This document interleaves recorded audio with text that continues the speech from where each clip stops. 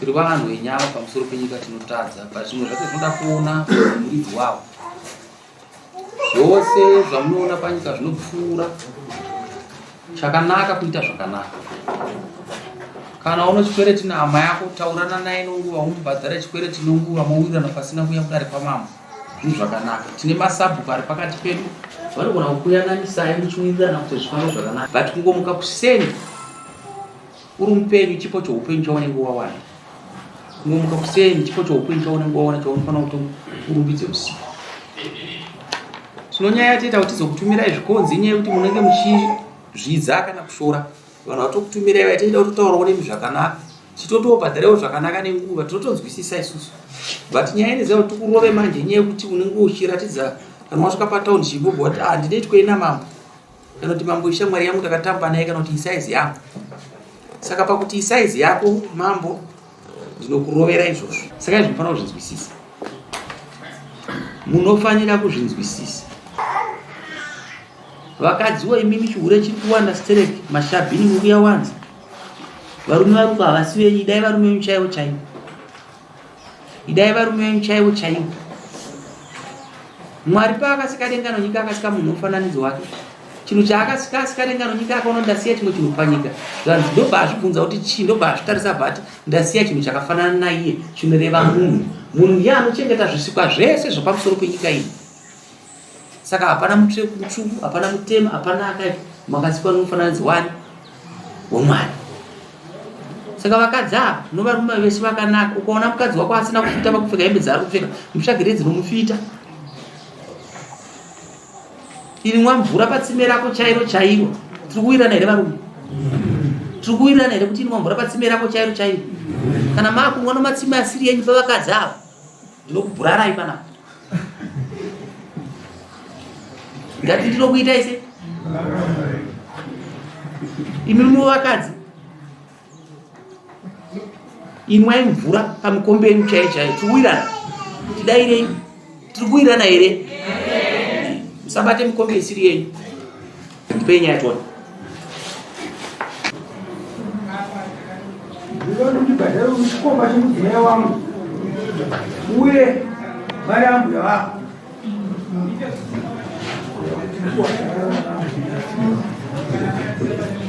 Mukadzi wacho arimwe? Arimwe mukadzi wacho? Ndiripo. Endai panze. So handisembura.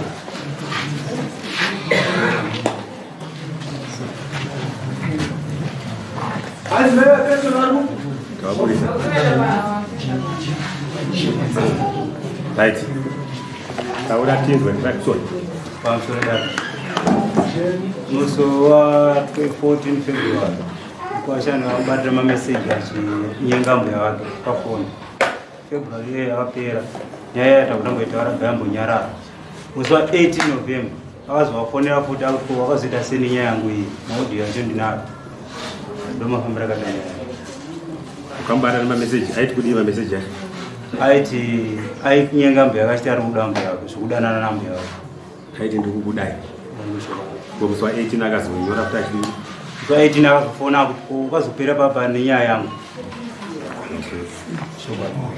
Wazvinzwa here zvataurwa picha? Pindura. Kuti kwete. Pane zvataura zviri pameseji auzivi. Pamusi wa 14 pamusi wa 18 mameseji yakuzi yanyorwa yazive ese. Kwese akuzotaura kuti iwe uri wanyora mameseji mukati wako.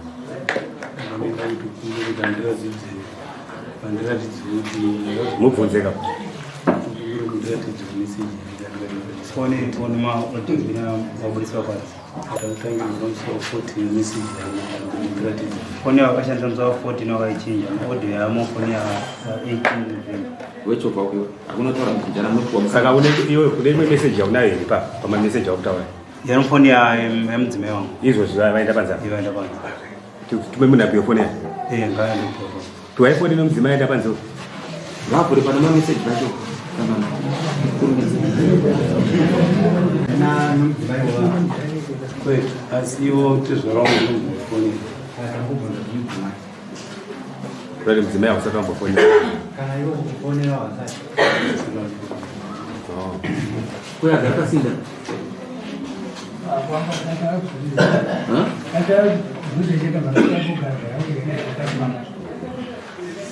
Alikuwa ya kuwa ina message ya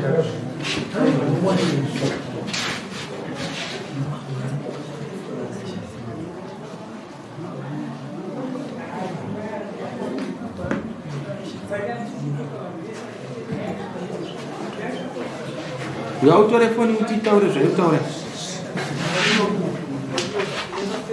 saka ukaita kwainobva yaningina uyu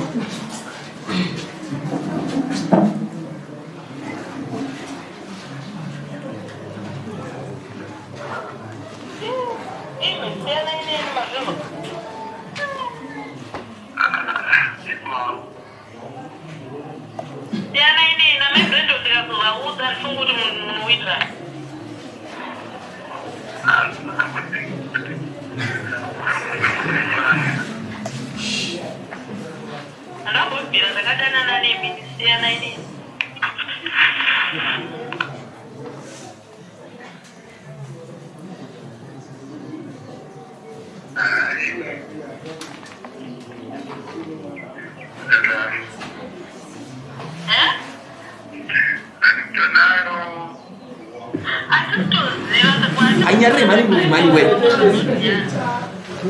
ndokudzingai muno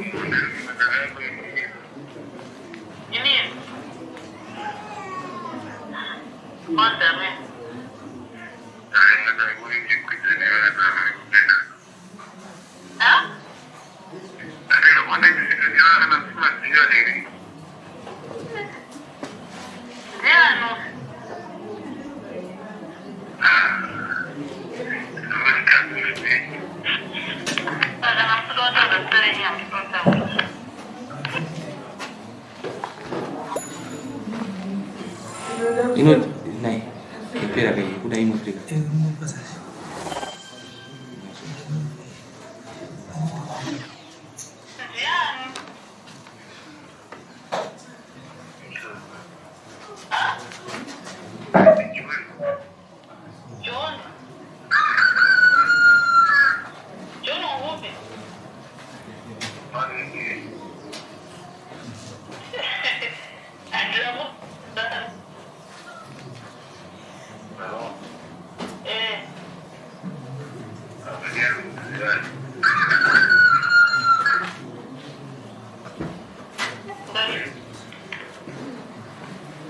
ini mangga metri ya ne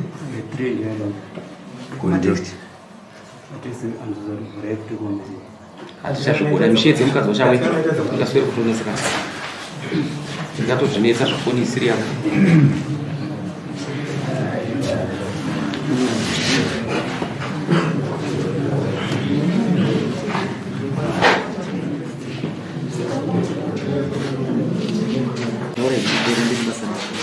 mukamira papa mai kuti mutauri kuti mudadare kuti varume vakagara apa zita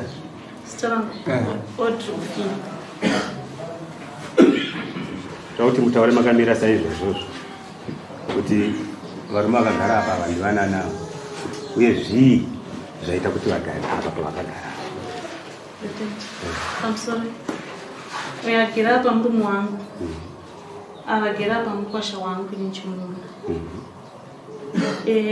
nyaya yakaitika ndeyekuti February Ndofunga mukwasha wangu akandisendera message achiti anondida. Saka inini ndakaona zvakandiomera kuti ndichengete secret mukati memwoyo wangu. Ndakaudza murume wangu nemamessage aindisendera nemhinduro dzangu ndairadza murume. Saka zvadaro nyaya iyi takagara kumba kwedu, murume wangu obva amboti handi tinobvundura. Ndofunga nyaya ingazoitika ndekuti takazogara futi pasi tikati pedu nyaya iyi yakanaka seyakaipa nedzimwe nguva nekuti iri paukama. Ko zvadii inini ndikashauta mukwasha anosvika pakunyarara tichida kuedza kuvhara kutaura.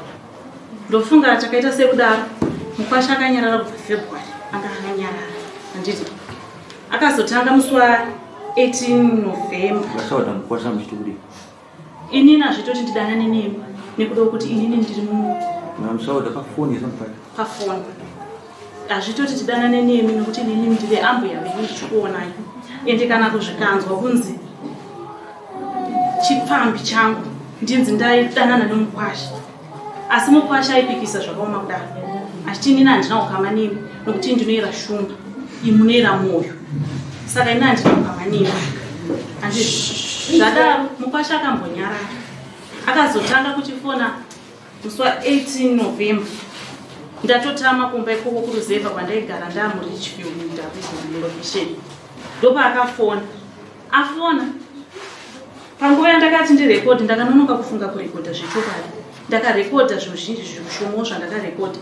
Paakafona pekutanga ndakati hello ndiani, zvikanzi ndini John, noti yanga iri private number handiti. Zvikanzi ndini John, akatanga kuti ndini Clarkson. Ndikati mati chii, noti anga ataura zita remurume wangu. Obva adzokorora zvikanzi ndini John. Ndikati John wekupi, zvikanzi wekumarondera. Ndikati handina munhu wandoziva wekumarondera, ndobva ndakata foni yangu. Ndofunga akafona futi zvikanzi ndakakuona muchikwidza nevana muri patara maenda kupi, muri kupi kwenini. Ndikati ndiri kumba kwangu kuchiunyi.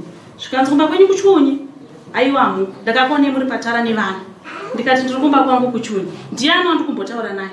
Zvikanzi ko zvemazita ndo zvinei handiti. Ndikati saka kana musiri kuda kutaura zita renyu hamusida kutaura, ndobva ndakata foni yangu. Obva afona futi mukwasha handiti. Ndopa ndakanatsobata voice ndikati hakuna mumwe munhu ndivavo. Ndopa vakafona futi zvikanzi ko chiri kunetsa chii kuti tinzwanani. Ndikati nini siyane nini, mukaramba muchindifonera ndakuzoudza mukadzi wenyu anomatete vangu inini. Zvikanzi hazvina mhosva, hazvinazvo kuipa kana mukaudza mukadzi wangu. Inini chandikumboda kuziva ndechekuti chii chikunetsa kuti tiwirirane. Ndobva ndakata foni yangu ndakazvirekodha mufoni mangu zvino. Mapedza Ndotenda wanzwa here zvataurwa Pita? Une chokupindura kana chokutaura? Unoramba ngokuti vanozoti ndakafonera pakuita sei. Pindure mufoni hamuna nhamba dzemukwasha wangu, vakafona neprivate number. Asi ndofunga kana tikaplaya zvandakarekodha izvozvo voice ravo munorinzwa, voice remukwasha rinobuda nokuti ndakatotaura navo. Wapindurika? Ndoparamba nechikonzero kuti matangiro kuti musi wa40 ndakusiyira mameseji matadza kuisa meseji phone me apa makuti zvodi wodi yachamina in private hapana namba yangu hapana zita rangu. Alright, mune imwe nguva here mukagara pasi mukwasha muchimbomuonesa iwe? Ndakatoenda pamba pake taura tinkwasha ndasvika nati mukwasha kuti ndiyana kutaura kuti ndini ndiri kutaura voice nderangu mudzimai chaaripo voice nderani akati izviri ndiri murume wangu ari mukuzvinzira kuti mashoka kutaura parara zokwanisa kunyazopedza nyaya yacho bosi mukwasha anga ngomwaya makabva kuda panze ndiro razosara rizobuda titaura nehanzvadzi yangu iye anga ari kuda panze atienda akamwaya maoko achiri kudi haiti idzi nyaya dzenyu idzi ini handisikuda kuti rambe tidzitaura handiti ndikapa mukadzi wako $20 saka ndodaenda kubata zvinhu mukandochi kunenge zvawakanda mukanda kuenda kutora kese yeshuga ndo zvaenda $20 ndikapa mukadzi wako ndikamunza tikuona mukwasha $20 iyo kasununguka sei kupa mukadzi wangu handiti awa ndambuya wako handiti awanza zvangu waripo handiti Kwa kasungwa sei kuti madam chipa Ambhuya uda chi $20 kuti wakandimukana. Kwa ukaenda kwa private sei pa bus stop yo chiti ukapa mari yekuti waenda kana mukana $20 ukapa private sei. Walini kwa pa jekere muta iyo Ambhuya awauta chi wada batsika ne $20 andi. Para chadzosera $20. Enda kwa pa Ambhuya $20 andi. Yakati ayo indango pa mari yangu chete. Kana munhu anga aripo ndikatopa mari bus stop. Saka mari yangu ndoenda kula ndisana ndaifona chi ndichida mari yangu. Ndikati no. Alright. Iwe kuti waifona kuda mari yako andi. Kopa wakafona hapo chiti ndini John ndini Clarkson unozonyeba sei kuno munhu anochikwereti nacho iwe chida mari yako kwati ngoti koko naye Ambhuya ko mari yangu yeye yagarisa ndikakupai ndakuida ukata foni yako dai zvikanzika pamuchi mwadhiyo but ukatanga kutenderera ndikakona kudzana wana kuchita sei izvo zvazvina basa nemari yangu kuti asitendo tichi uda mari yangu ubati ukata foni yako kana kuudza ngaza kuti auna Ambhuya ndikabasa mari yakati $20 andi chenda pera mari yedu Parakazokuda panza kata ini pa $20 yangu ndikira bada chi zvinhu kumukando. Ndoda $20 yangu ndiye. Kuti ndikapa $20 yaenda kana mukando. Ndepamwe uri pambono pa wakambotaura naye Mukwasha. Kana pamukapopota na mshtukana. Ayo ipapo chete ndoba ndakwanisa kuenda kumba kwake. Nditaura naye. Ndaenda kumba kwake nditaura naye. Anza zindu akazvakutira kubasa. Vakundishauda kuti iwe uri kusaidira mukadzi. Sachengete hure. Uyu akadana nemurume wangu ichokwadi. Murume wangu anotozvida. Ande. Akapa munhu mari. Akasarara naye. Mari andoitera chete notanaka atoita asina kuda kurara naye. Mashuku akataura. Handadzi yakwadi. Varipo. Uyakuna iwe handadzi yako.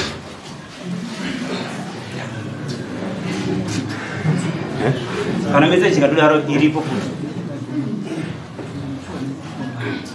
Makapoa mari, akambokupai mari. Kwete. Akambokupai mari.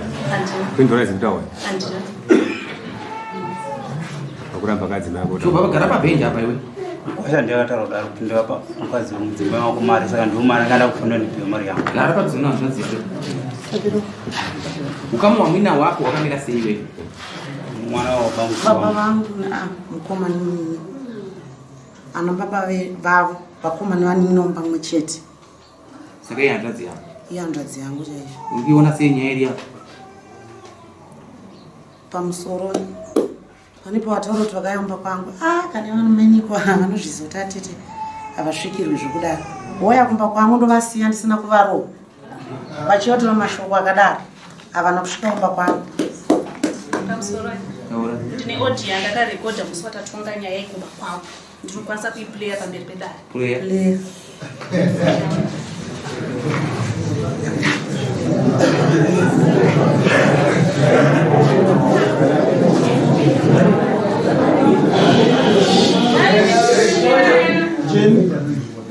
Jenny.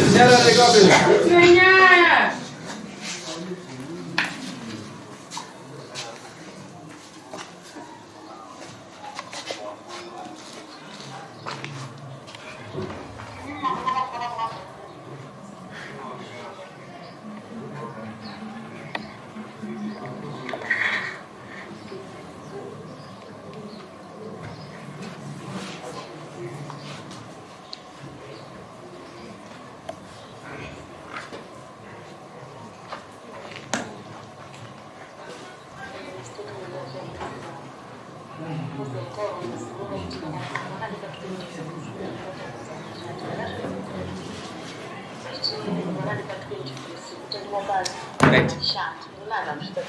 Hama dzako ndodzipi muno? Simuka ito.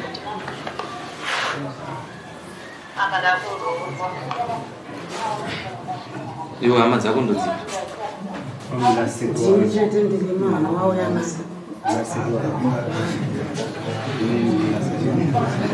Mana sekuru yang keluar itu. Neo.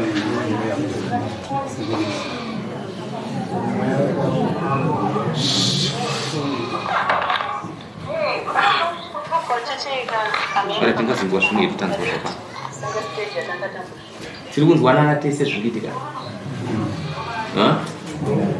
Ziri kuti nzeve dzako iwe wachena musoro.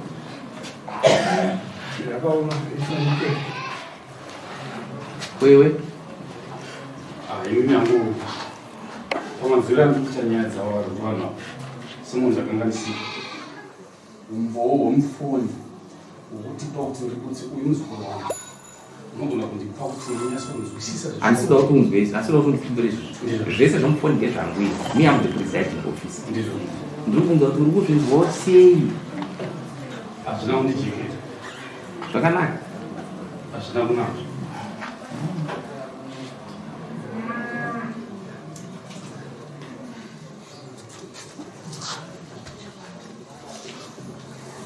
unofunga sei nezviriitika pamusoro ina handina chandingafunga nekuti vari kutaura kuti zvakatanga muna February havana kundiudza ndobva vaisirwa mameseji havana kundiratidza nhasi uno ndobva wati kwaitika maaudio chete ndazovaudza ko kubva muna February muswa zvakaitika vakadii kumhuri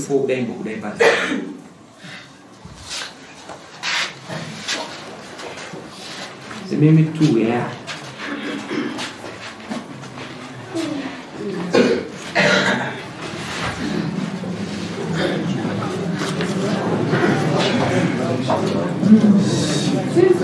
Order. You what in January? Mani wanatafiana. You in January? Munezisa. Modi umenyeswa tena zvaari kuzvira kuti ndiri kutora moti. Saka ndikuda kuramba.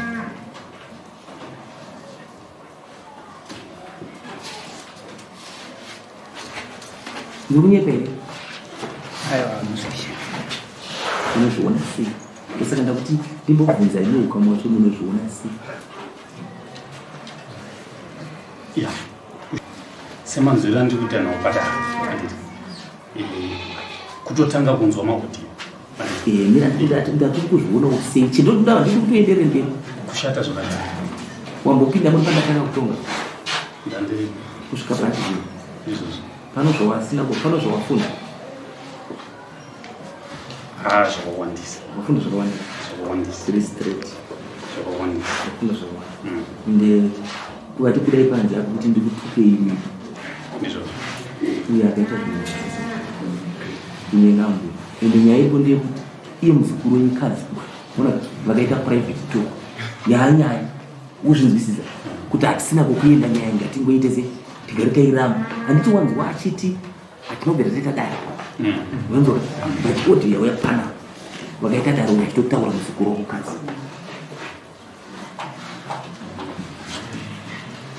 ende paanyangadza achiti tayatomba kuti dandekavawa Urinzwa here nyaya. Saka ini ndikutaura zvatokutaura pano. Zuva reshe ropanyika toona kurarama 50 days tikararama 100 days but zuva romuridzi rikatenderwa pamusoro poupenyu hatindi kudarika. Hazviite zvakaitika. Hazvina umbo hazvo asi umbowo hwekutonga kwomunyika tinawo wataura. Asi tiri kuudzai nyange tichizotonga zvatinofungidzira tsurai ingwa yenyika.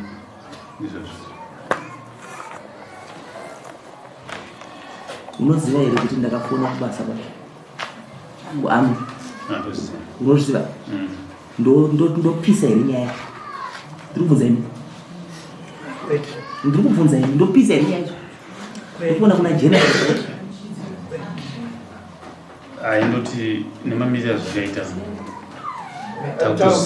takutozvisira mumaoko menyu ndosaka ndisati ndosaka ndisida kugwa nonsensiko ndosaka ndiri kuti vanhu vaya vari kurecha vasi varapadisa ndosaka ndakushedza ndati ndikubvunze kuti ndopisa here nyaya yacho bhosi kana uchitaura uchitongana ukuona kuti madharaunda saka kana machitaura dzimwe nguva ndonyara nditonge isingatonzwa but kana ndakutaura ndi ndakutaura chinonzi chii chokwadi handiyei isingatongonzve ndati zvakanaka here musisi wakabereka iwewe ndo musisi mbodzi ubike poto ibodzi.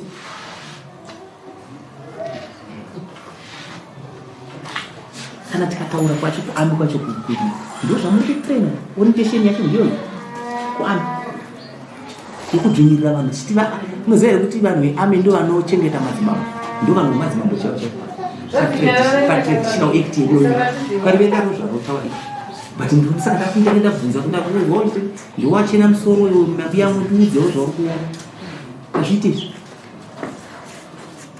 tezvaraita mudiki ona akarohwa 10 noti nenye kuti muchidiki pabrain ende maodhi ako kuona zvaakaita anga achiona kunzi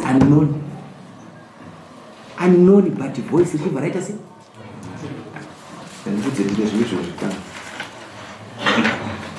zvakanotorwa kuekoneti imwe nyaya yandikatoka asi uda kuverenge mastaini uda kuverenge undiudze kuti zvakanzi kudii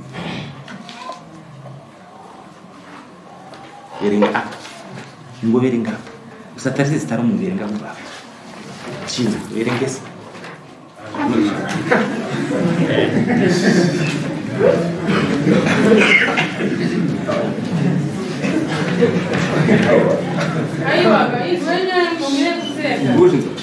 uda kuti ndisvike pakudai zvakabva kuekoneti ndofonera director waekoneti kuti tsvagirani nonhamba ndoshandisa here simba ravo ndiri kubvunza ini imba indamugara nomwana wenyu pasi ndisati ndasvika pakadzika indamugara nomwana wenyu ndisati ndasvika pakati ndinochinja manje macho ndikagumba ndikaita ndofona meseji yasimba bozi vakazoya kumba uchitsvaga vachiti wadapedza dzingu rahanzi dzimundopedza ndikuya kunda kuda kuradza dzimundopedza dzaradzorwa basa same mameseji achiari aidzo dzintonamba dzavo chadzao ane nhamba pamusoro mushure mekunge tabva kunogadzirisa nyaya ichititi anani tirikumba kwatete Mukwasha akazondisendera meseji yakanzi mari yangu ndikuida ende mukundipa ndoda kukuratidza kuti dzungu ndopedza ndichatopatsvaga pamba penyu pawo ndichatopatsvaga pamba penyu mari munondipa ende muchindipa zvadaro ndofunga inini pfumba akusi kugarika nekuda kwokuti atete vakanyora meseji vachiti murume wangu ari kudzokera kubasa musi wa28 December tokwako nenguva 1 bvunza mukadzi wabhikwana akarohwa akadzorera mari yese maairtime aisenderwa nemurume wavo pavaidanana inini pfumba kwandarohwa handichakwanisa kusvika nekuda kuti ndasviba atete vanondishauta vanondudza hure pafoni mameseji ndinawo ndinotukwa almost every day ndakasvika pakuvabloga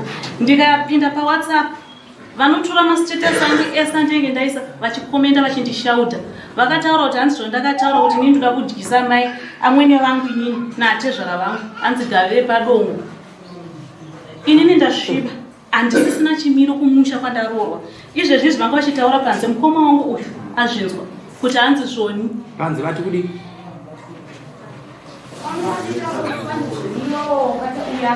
anoda bhurugwa repingi kumuwawa plus musha avamai avati kumusha kwavabva odina achadiwa ikoko hanzi kana mombe pachidiwa kuti avabvise mombe 3 panyaya iyi ngavabvise mombe 3 asi vanhu kumusha odi avachamombe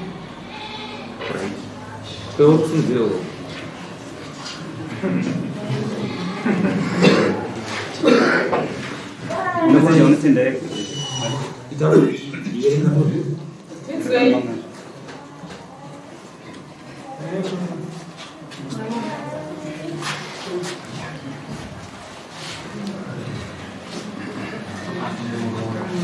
ima akomana okuchena musoro yari kusimuka to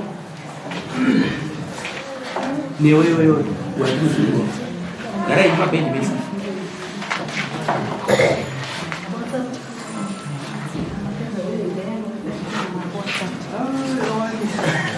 ndinoshaudwa ndinotukwa zvisingaite zvokuti handisisina kana kugara vakaya kumba kwangu vakanditsvaga vari vatatu amenoti vaida kunditei ndikatoisa zvekudzwa nevanhu vepanext door vakati vakatanga kusvika kumba kwandaimbogaraiti zvakwana vakada kubhadhara munhu vakada kubhadhara munhu no iwe chenogara pasi right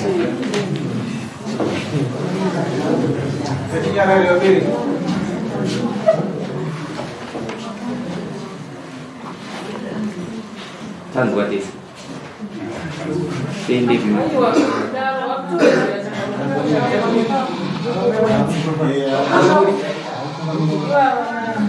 Ndakagara ipapo. Ndo iwe kana mukadzi uya achiramba aita zvaari kutaura ndakufona kubasa kuwe. Direct. Wazvinzwa? Aiwa. Ndoda kuratidza kuti ndine simba. Wazvinzwa ndoda kuratidza kuti ndine simba uye asaite nonsense. Shut up. Mr. Cheniwe. Kizito. Wakuita iwe. Unashuwa zvaari kuita? Unashuwa yeye zvaari kuita? Mira.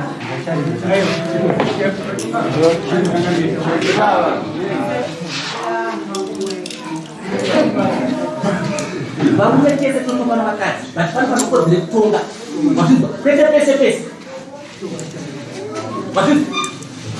wazvinzwa tora foni yake nayo shut up tora foni yo hapo man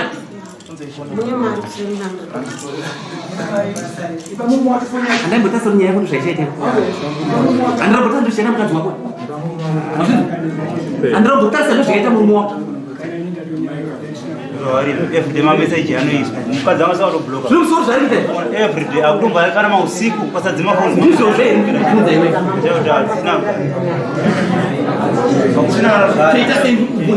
ndambofungidzira kuti wenyarara iwe kumashiro ndambofungidzira kuti zvandataura nempandi zvandataura nempepe ndichidakedza kuti tingatsvage zvipi zvinoreruka zvinochengetedza basa racho zvinoyongora toita sei mani uyu mukadzi wakataura nonsense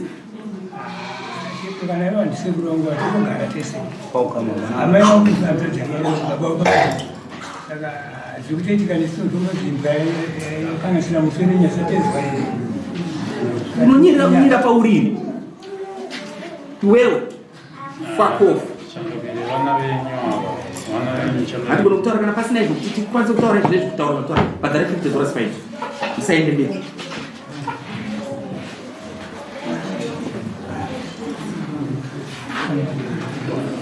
Kupaza musha wamuroora wake achira kurumbiriza. Moyo chano mugari. Chano mubaza kana. Mugari kana. Kana mchikakunya tsono zvinhu zvichabhenda sei musunungure endai kwamunene muno masimba ebasa endai musunungure endai mumasimba ebasa endai ndongoshandisaura musimba endai musunungure aende aiwa handichakutonga nyaya kwe handichatonga nyaya yako handichatonga nyaya yako wazvinzwa here shandisa simba rokubasa kusenza unosenza kwami ndikoshandisa simba endai nomukadzi wako nokuti anosimba rako rokubasa ndati chiendai dismiss handichinje vamuzinga muchirowe ndakutopinda pane mwekesi endai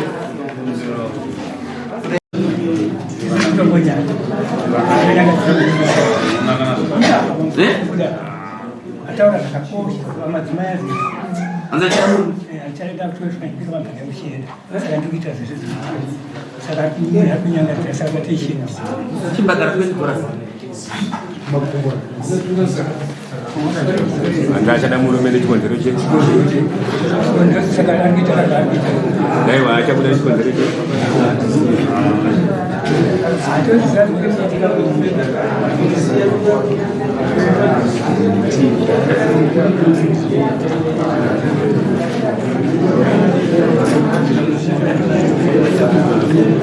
sai pambari yachaona right pedza nowe unoda kupedzesa yako mana unoda kuudza hama yako une makore manga 6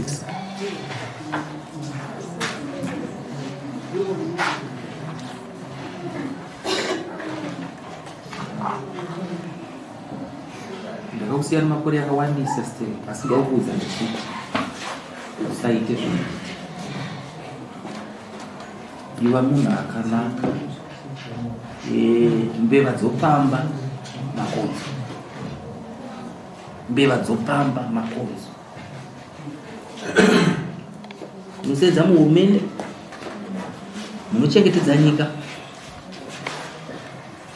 ino vanhu munochengeta saka vanhu vamunochengeta vanochengetwa ndimi imi ndimi vatumirwa mushavashandisire masimba mushavashandisire zvakaipa mukadzi uya una kudanana naye waitaura naye zvawaitaura naye asi hazvina kuzopasa kusvika pabonde izwi rako ndezvakaita uyu usadzikise ungokodzero dzakasati zvawanda. Hunhu unenge wasenza izvi pamwe 15 years uri kuarmy, tofona panapa kumajenerali yako panapa, totangira padhuze dhose pabhindura anofumuka ndii basa rapera wakuti mambo wakaita kungoita chinhu chakanaka pamusoro penyika wakanaka. Hatidaro upenyu hwakanaka hunobva kuna Mwari, kurarama kwakanaka kunobva kuna Mwari. Angave mudiki pakuberekwa but mukadzi wake ndaambhuya. Unoona panonzi chimina chinouya pakuti musisi waoda kushandisa pana Ambhuya ndo musisi uri kushandisa tezvara wako, ndo panova musisi mbodzi ndo uri kuenda futi kumukadzi wako. Chaita chimina chivari munyika, nyika yashata, hatina kukuenda. Masida kutaura zvakawanda inyaya inoudzamu but ibva panosisa uyo mukadzi wako irombe hanzvadziyo hana direction. Kwanzi munhu akagara kuti toda kuti vanhu vataura, kwanzi vachitimisa kutaura ndiri zvandinaona kuti ndiri kutaura dzimwe nomhepo. Ndabvunza vabuya kwavo ndikati pandatanga kutonga ndichisvika kugara pana kuonzwa zvandachitaura ndani kutaura zviri straight. Handina patinoti une mari, unodii kana zvese zvinoitika zvakatoda kutonga nyika, siya zvauri kuita. Chaji handiri kukupa panapa haisi yauri kufungidzira. Chaji iwe handisida kumbobva kuti waenda kumwe kuno nayo zvibhadhara pano padare pano. Chokutanga uri kubhadhara mombe 1 yokutanga yauri kubhadhara kutaura naAmbhuya zvisationa. Chechi2 chabhadhara mombe 2 kuno uyu. Izvozvo kubva nhasi ndoda kunzwa inini kuti kana vachinzi Ambhuya wako watukwa ngavatukwe nomukadzi wako. Ndoda kunzwa kuti wasaunzwa kutaura nani nawo gara kumba kwako wakanyarara. Kana wasangana naye nguva amai makadii, kana makaita zvamakataura zviwe kutanga nokuita sei ndokupedzesera. Mukadzi wako gasi mukuenda kutaura naye. Iwewe usafa ukaita mistake kuti kana uya akakutaudza pafoni kana kupindura kana kudii, muromo womunhu mukuru unonyarara. Uri Ambhuya ndaamai kunzwa zvakutaura ende futi usazambuyani ende Mwari tenda Mwari nomudzimu ndandichikutsvaira gozi handina vhesi tenda mapfekero gozi ndinotsvaira waita zvakanaka umukazi akanaka aparwara ndiri kuti inini kana ukatenda zvinenge indotenda wakaita rudo wakada murume wako waimudza zvaiitika kura kuti tsime rake raukachengeta ipapo uri nhairi chekuta tsime romume wako mezi unenge achidarika hamuparadzane nokuda kwemhepo dzinodarika achabhadhara mukwasha wemumondo dai akazonga tsime iroro kudai mama komume achabhadhara mwedzi 3 dzekutaura naAmbhuya zvisina basa. $30 mariyo hakuna nondifonera kuti mamwe ndaona mariyo ndiri kukupa mwedzi uno unotsvaka mombe ya1 February na January 1 mwaka wapedza, asi mbudzi dzangu ndodzida kuita nokuudza 3 ndapedza. Wazvinzwa here? Ndapedza mamboona indachikumbira kuti kana dai zvaibvira zvaikwanisira Mukwasha akakwanise kuenda kumba kwandakarohwa musha mandakarohwa handisi kukwanisa vaende kuti kudi vanoti chenuro pamberi no patasvika hatidaro chaita kuya kudari ngoraro chenuro zviteze kudari ndokakupedza nyaya iyi chandaita kuti ndichaje mombe yokusvibisa Ambhuya ndakapedza zvinhu zvese handifungi kuti panozodarika zvipo waenda nini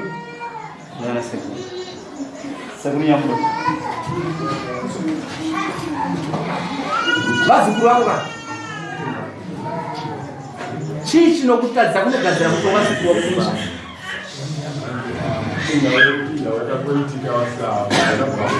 aiwa uyo muroora wako ati muzukuru wako ati kumba handisisiri munhu handisi chiro pamberi pevanhu ndinochenurwa sei ndikuti wechienda uyu muda kuti apfekenure kangani iye akapfekenura kani manzosvona yangu zvaireva kienda pamberi panana Ambhuya nokuna atezva ataura kuti shuwa ndaizviita zvinoita gonzo mini gara mumango chokudzimu chikuwanire tapedza nanda utaura kuti ndikuona kuzvendezvandiswa mukadzi ari kuti murume